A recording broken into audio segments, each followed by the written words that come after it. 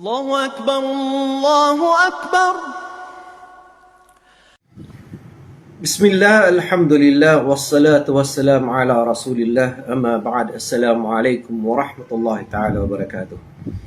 Kapatid, nasa 2026 na po tayo.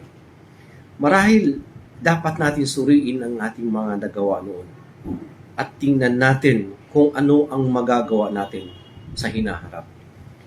Sapagkat ang sabi ni Umar radiyallahu ta'ala anhu, hasibu anfusakum qabla an tuhasabu. Suriin ninyo ang inyong sarili bago kayo suriin.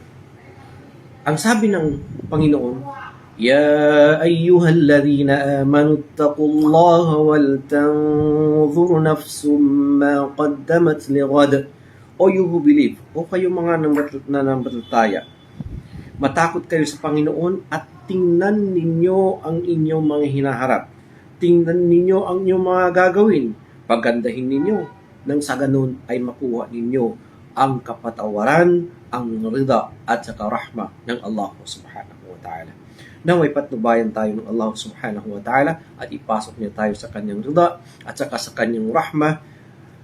Wassalamu alaikum wa rahmatullahi ta'ala wa barakatuh.